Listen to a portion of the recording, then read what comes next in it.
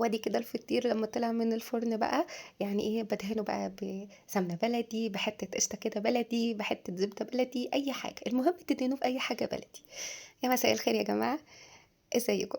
يمكن كتير منكم شافوا الفطير المشلتت وانبهروا بشكل طبقاته، بس النهارده احنا بقى مش هنتفرج، احنا هنتعلم نعمله خطوة بخطوة، من اول عجينة كده طريقة تتعجن بحنية لحد ما نطلعه من الفرن ذهبي ومورق شكله وطعمه بيشهي.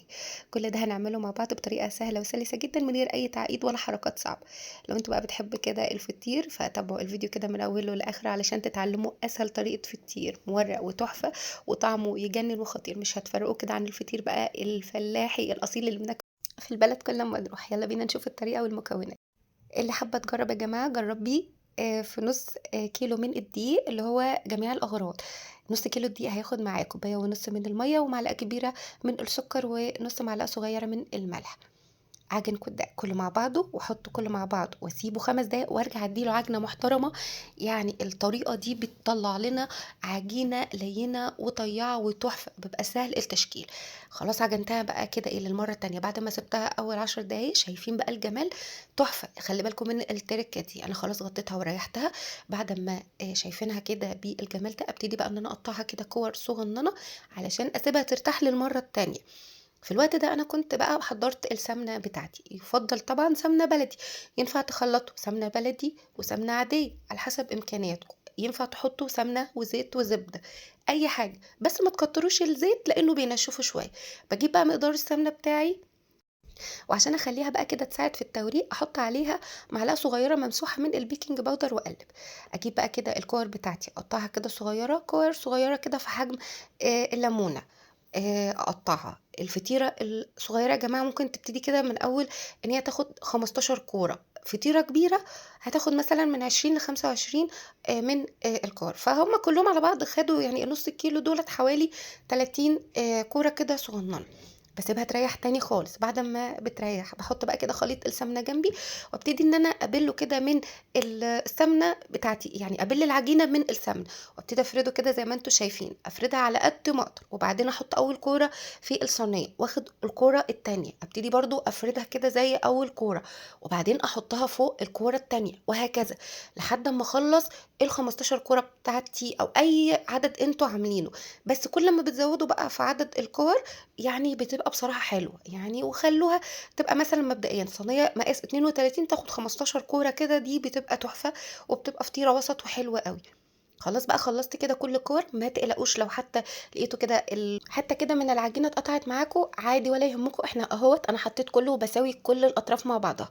طالما العجينه مرتاحه تمام ما تخافوش. ابتدي بقى ان انا المها على بعضها واعملها كوره. يعني انتوا شايفين كده فكره الفيديو معايا، كور كلها فوق بعضها افردها وبعدين المها كوره على بعضها وبعدين اقفلها. وبعد ما المها كوره على بعضها اسيبها برضو ترتاح تاني، وبعدين ابتدي افردها بقى كده زي ما انتوا شايفين وادهن وشها قشطه. دي طريقة فرد تانية أنا حابة أوريها لكم وهصورها لكم برضو في فيديو تاني لوحده خالص. يعني دي طريقة الفطير المشلتت يا جماعة ليه طرق كتيرة جدا، ودي الطريقة بقى اللي هي الأصلي بقى اللي هي إيه، بتورقوا كذا طبقة كبيرة وتحطوا كورة جوه كورة. دي كانت برضو دي طريقة تانية أنا حبيت برضو إن أنا أدخلها لكم في الفيديو. دي للناس المتمكنة شوية. أنا والله مش متمكنة ولا حاجة، بس أنا برضو بحاول وبجتهد زيكم. فما تخافوش من اي حاجه، جربوا يا جماعه. وزي ما قلت لكم جربوا في نص كيلو، ما تقلقوش. يعني اللي هو الحاجه بتبوظ معانا مره واتنين بس بعد كده باذن الله بتظبط. انا كده كورتها خلاص كده ولمتها. نفس فكره الكوره الاولانيه اللي انا هكورها. ابتدي بقى ان انا الم برضو دي كلها كده على بعضها واحطها في الصينيه واسيبها ترتاح. يعني بعد كل خطوه من ان انا توريقه الفطير لازم ان انا اسيبها ترتاح. انا خلاص كده قفلتها. بعدين بقى ابتدي برضو ان انا انقلها على صينيه تانية، والى ان هي بقى ترتاح ابتدي ان انا افردها في الصينيه علشان تاخد بقى شكل الصينيه بتاعتي او مقاس الصينيه بتاعتي. يعني كده من الاخر اهم حاجه في توريقه الفطير ان احنا نريحه ما بين كل خطوه والتانيه، ان احنا لازم نريح العجينه عشان تبقى سهله الفرد كده معانا. خلاص بقى يعني التركه بقى الحلوه دي بجيب حته قشطه كده، طبعا قشطه بلدي كده فلاحي حلوه، واضيف معاها معلقه زبادي ورشه كده صغننه من الملح واقلب. في الوقت ده بقى كده خلاص الفطيرة بتاعتي كانت ارتاحت، أبتدي بقى كده إن أنا أفردها في الصينية على مهلها كده بالراحة خالص من غير ما أضغط، عشان ما أخرّجش الهوا اللي أنا ورّقت بيه العجينة وأنا باورّقها وبافردها على الرخامة. أدهن كل مقدار القشطة كده على وش الفطيرة بتاعتي واسيبها برضه ترتاح، وبعدها بقى أكون في الفترة اللي هي ترتاح فيها حوالي ربع ساعة كده يعني أسخّن الفرن أوي، يعني على درجة حرارة 220 لازم درجة حرارة الفرن تبقى عالية. أدخّله بقى كده هتشوفوه بقى بينتفخ وبيبقى قمر كده وبيبقى زي العسل، يطلع أدهنه بقى كده بمعلقة كده من السمنة والقشطة، كلوه بقى جنب جبنة مش، كلوه بقى جنب عسل، هو يجنن بكل حالاته.